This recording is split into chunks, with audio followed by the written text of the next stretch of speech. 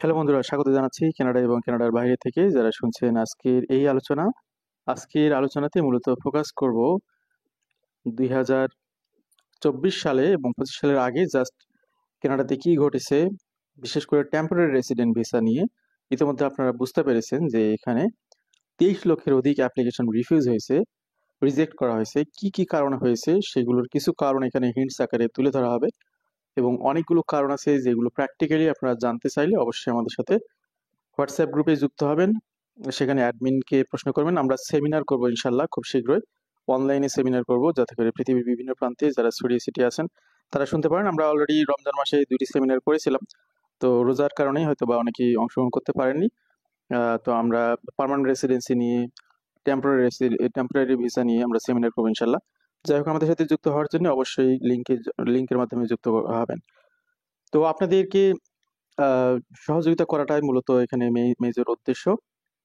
আর professional সার্ভিসের জন্য যেটার প্রয়োজন সেটা তো অবশ্যই সেভাবে মেনটেন করা হবে। Canada rejected over 2.35 million temporary visa application. বুঝতে পারতেছেন যে 23,50,000 এটা শুধুমাত্র টেম্পোরারি ভিসা। টেম্পোরারি ভিসার মধ্যে 3টি category: visitor visa, work permit, study permit. তো এই তথ্য সংক্রান্ত আলোচনা আমরা একটা করেছিলাম, তো আরো একটু ফ্লাওয়ারিশ তথ্য নিয়ে আপনাদের সামনে আজকে হাজির হয়েছি। তো এখানেই দেখতে পাচ্ছেন আপনারা, কানাডা পৃথিবীর মধ্যে top destination for international student, workers এবং ভিজিটরদের জন্য has tightened its immigration policies to better manage population growth. এটার বিহাইন্ডে অনেকগুলো রিজন রয়েছে। কিছু রিজন রয়েছে অ্যাপ্লিক্যান্টদের সমস্যা, আবার কিছু রিজন রয়েছে কানাডার বাস্তবতা। কানাডার বাস্তবতা যেটা মোরালে সবাই জানে, যে এখানে হঠাৎ করে ওভার পপুলেটেড হওয়ার কারণে এখানে যে ক্যাপাসিটি, হাউজিং ক্যাপাসিটি, সেটি ওভার হয়ে গেছে। অর্থাৎ সেটা বলা চলে যে যে পরিমাণে আবাসন ব্যবস্থাপনা তার থেকে অতিরিক্ত এখানে ইনকামিং ঘটেছে পিপলদের, সেটা বিভিন্ন ক্যাটাগরি ভিসার মাধ্যমে। এবং টেম্পোরারি রেসিডেন্ট ভিসা নিয়ে যারা চলে যাওয়ার কথা একটা সার্টেন পিরিয়ড পরে, তারা অনেকেই যায়নি, যার কারণে কানাডা গভর্নমেন্ট বিপদে পড়েছে, এবং এর কারণে কিন্তু এই খড়গহস্ত অবস্থাটা চলে আসে। তো প্র্যাকটিক্যালি বিষয়গুলো আরো জানবেন। If you are planning to move or visit Canada, you need to know what's happening with these new changes. This move seems to be part of an effort to ease the strain of housing infrastructure and public service like healthcare. তো এখানে আসার পরে তো আপনাদের housing capacity, housing ফ্যাসিলিটিসটা ensure করতে হয়, health care facilities গুলো ensure করতে হয়। তো এখানে যদি বিশাল কিউ পড়ে, যোগানের যে চাহিদা যদি বেড়ে যায়, তাহলে আউট অফ কানাডা থেকে যারা আসছেন তাদের জন্য যেমন এটি একটা বিব্রতকর অবস্থা, বা এখানে পকেট কাটার মতো অবস্থা। পাশাপাশি যারা নেটিভ কানাডিয়ান রয়েছেন সবার তো একেবারে গাড়ি বাড়িছে তা তো না, তাদের তো সাফারিংস হয়। তো এই জন্য মূলত এই ধরনের একটি অবস্থা চলে এসেছিল। What's behind the new policy? Since post-COVID period, the number of temporary residents has spiked, putting pressure on housing, hospital, and other service. এই সমস্যাগুলোকে অ্যাড্রেস করার জন্যই মূলত কানাডা গভর্নমেন্ট এই বিষয়গুলোতে খড়গহস্ত অবস্থা তৈরি করে। Which visas were hit hardest? The rejections affected 3 main visa categories. এখানে দেখুন, ভিজিটর ভিসার ক্ষেত্রে 19,50,000 অ্যাপ্লিকেশন ডিনাই করা হয়। 19,50,000 অ্যাপ্লিকেশন রিফিউজ করা হয় 2024 সালে। বা 25 সালের শুরুতেও যারা আবেদন করেছেন, আমরা তো 25 সালের শুরুতে আছি, এদের মধ্যে অনেক রিজেকশন হয়েছে। A significant jump from 2023's rejection rate roughly 40%, যেটা 23 সালে এত বেশি ছিল না, কিন্তু 24 সালে প্রচুর বেড়ে যায়। স্টাডি পারমিটের ক্ষেত্রে আমরা দেখতে পেলাম যে 2,90,317টি অ্যাপ্লিকেশন আপনার এখানে রিফিউজ হয়েছে। ওয়ার্ক পারমিটের ক্ষেত্রে 1,15,449টি অ্যাপ্লিকেশন রিফিউজ হয়েছে। তো কি কারণে এগুলো হলো, এই এত রিফিউজাল, এত ভিজিটরদেরকে রিফিউজাল কি কারণে? এখানে দেখুন, প্রিভেন্টিং ওভার স্টেজ। 2022 এবং 23 সালে যে সমস্ত ভিজিটর ঘোরার জন্য কানাডাতে আসেন, তারা এখানে ব্যাপক হারে ওভার স্টে করেন এবং ব্যাপক হারে রিফিউজি ক্লেম করেন।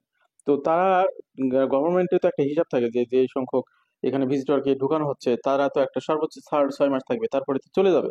কিন্তু তারা যখন চলে গেল না, তখন নতুন করে ভিজিটরদেরকে আনা কানাডা গভর্নমেন্ট পক্ষে সম্ভব হলো না। কারণ আপনার, আমি বিষয়টা আরো ক্লিয়ার করি। ধরুন যে আপনি একটি রুমে 100 জনের ক্যাপাসিটি রেখেছেন, তো সারাদিনে বিভিন্ন মানুষ আসবে যাবে, আপনি হয়তো বা 500 লোককে এখানে এন্ট্রি দিবেন। কিন্তু প্রথমে যারা এখানে যে 100 জন এসেছে, তারা যদি সারাদিন ধরে এখানে এই একই রুমে অবস্থান করে, তাহলে তো বাকি 400 জন এখানে আসতে পারবে না। কিন্তু এক্ষেত্রে বিষয়টা যদি এরকম হতো যে হ্যাঁ, সারাদিনে 100 জন আসলো, সকালে চলে গেল, এরপরে দুপুরে আসলো 100 চলে গেল, বিকেলে আসলো 100 চলে গেল, সন্ধ্যায় আসলো 100 চলে গেল, রাতে আসলো 100 চলে গেল, এভাবে যদি হয় তাহলে দেখা যাবে যে হ্যাঁ, 500 জন মানুষের ক্যাপাসিটিটা এখানে কন্টিনিউ করা সম্ভব। আমি জাস্ট একটু আপনাদেরকে উদাহরণ দিলাম, ঘটনাটা কিন্তু এটাই ঘটেছে। এর ফলেই কিন্তু মূলত গভর্নমেন্ট ভয় পেয়ে গেছে যে অধিকারী ভিজিটরদের সুযোগ দিলে তারা আবার যদি ওভার স্টে করে, তখন তাদের পক্ষে ক্যাপাসিটি বিল্ড আপ করা এবং অ্যারেঞ্জ করা, ব্যবস্থাপনা দেয়া, এটা খুব কঠিন হয়ে যাবে। Immigration officers are now scrutinising applications closely to weed out this those with unclear intentions. Managing student programs, the IRCC found that nearly 50,000 international students were not actually studying. তো এখানে দেখুন আর একটি তথ্য, স্টুডেন্টদেরকে কেন রিফিউজ করলো। তারা এখানে স্ট্যাটিস্টিক্যাল কানাডার মাধ্যমে, তথ্যের মাধ্যমে দেখেছে, স্ট্যাটিস্টিক্স কানাডার কাছ থেকে প্রাপ্ত তথ্যের আলোকে 50,000 স্টুডেন্ট তারা পড়াশোনাই করে নাই। তারা এসে এখানে বিভিন্নভাবে ফাঁকিঝুঁকি করে এরপরে রিফিউজি ক্লেম করে একটা মানে অরাজক অবস্থা তৈরি করে। To fix this, Canada set a cap on study permit and introduced tougher rules like requiring proof of financial stability. এখানে আসার আগে স্টুডেন্টরা বলতেছিল যে তার অ্যাকোমোডেশন সবকিছু আছে, কিন্তু এখানে ল্যান্ড করার পর বলতেছে যে ভাই আমার টাকা পয়সা নাই, আমি একবারে গরিব হয়ে গেছি, নিঃস্ব হয়ে গেছি, এবার আমি রিফিউজি ক্লেম করছি, আমার এবার রিফিউজি ক্লেম অ্যাপ্লিকেশনটা অ্যাকসেপ্ট করেন। এই কারণেই মূলত এখানে অনেক টাফার রুলস চালু করেছে কানাডা গভর্নমেন্ট। এখানে দেখা গেলো আগে দেখা যেটা হয়তো যে ছোটখাটো মিস্টেক থাকলে, অনেকে কমতি থাকলে কানাডা গভর্নমেন্ট অ্যাপ্রুভ করে দিতে অ্যাপ্লিকেশন। তারা জানে যে এখান থেকে 20% ব্যক্তিরা রিফিউজি ক্লেম করবে বা 10% ব্যক্তিরা রিফিউজি ক্লেম করবে, কিন্তু সেটা ঘটে এবং সেই অ্যারেঞ্জমেন্টটা কানাডা গভর্নমেন্টে থাকে। কিন্তু দেখা গেলো যে সুযোগ দেওয়ার পরে যদি 50% পিপল এখানে রিফিউজি ক্লেম করে, তো সুতরাং এটা একটা বিব্রতকর অবস্থা। এটা আউট অফ হিস্ট্রি ঘটনাগুলো যখন ঘটে তখনই কানাডা গভর্নমেন্ট কিন্তু টাফার হয়ে যায়। Balancing labour needs, while Canada relies on foreign workers in sector like healthcare, construction and tourism, the government is reducing approvals to maintain balance. তো এখানে ইন্টারনাল যেহেতু সোর্স অনেক বেড়ে গেছে, এই কারণে এক্সটার্নালের প্রয়োজন কমে গেছে, যার কারণে এখানে রিফিউজাল হারটা বেড়ে গেছে। ওয়ার্ক পারমিটের রিফিউজাল রিজন কিন্তু এটা। International student are feeling the impact of this changes.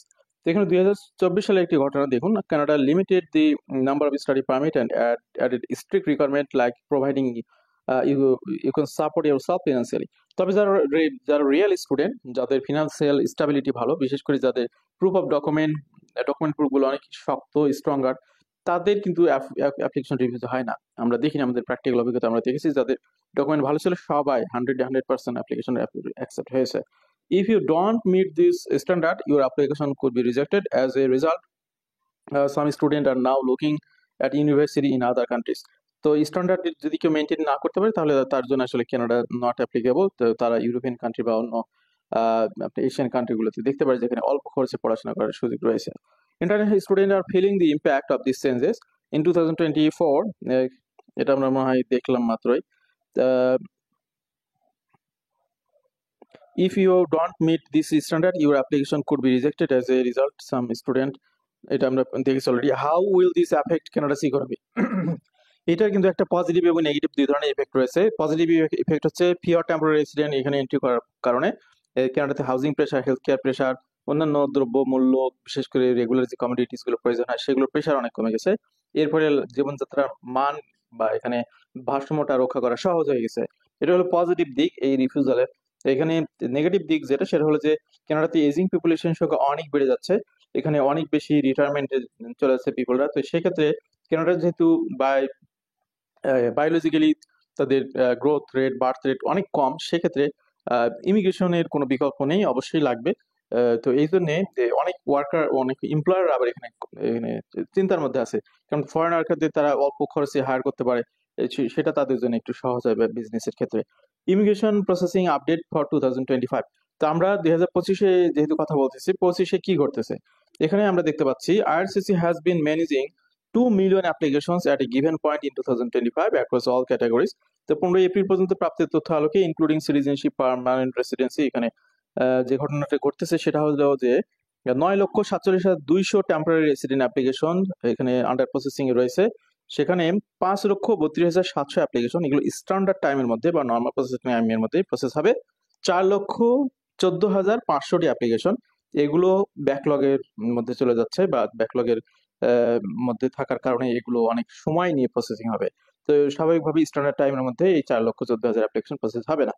In the first 2 months of 2025, IRCC finalized 1,12,572 study permit applications, including study permit extensions as well as 2,60,431 application for work permits. বিষয়টা আমি একটু বাংলায় বলি।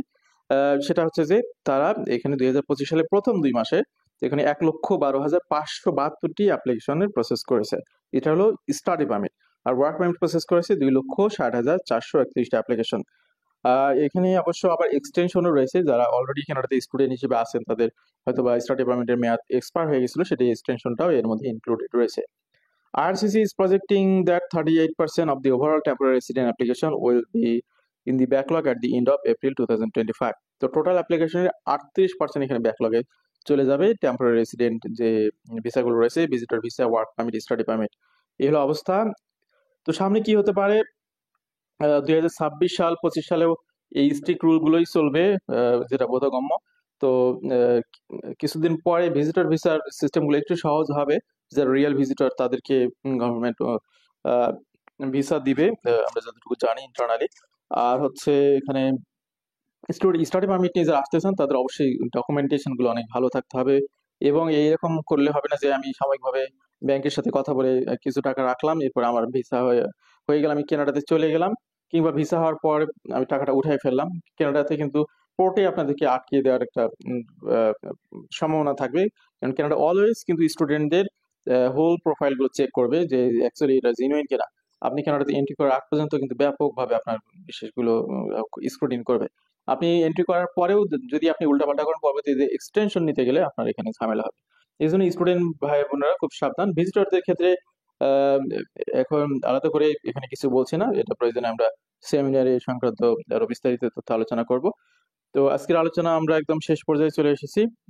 Just এখানে একটা alarming তথ্য যে এখানে 23 লক্ষের অধিক অ্যাপ্লিকেশন রিফিউজ হলো। কি কারণে হলো, বিষয়গুলো আপনাদের সামনে আমরা তুলে ধরার চেষ্টা করেছি, এবং এখান থেকে উত্তরণের উপায়গুলো সেগুলো নিয়ে আমরা কথা বলার চেষ্টা করেছি। আশা করছি এই তথ্যগুলো আপনাদের কাজে লাগবে এবং সেই আলোকে আপনারা নিজেদের প্রস্তুত করবেন। ভালো থাকবেন সবাই। আল্লাহ হাফিজ। আসসালামু আলাইকুম।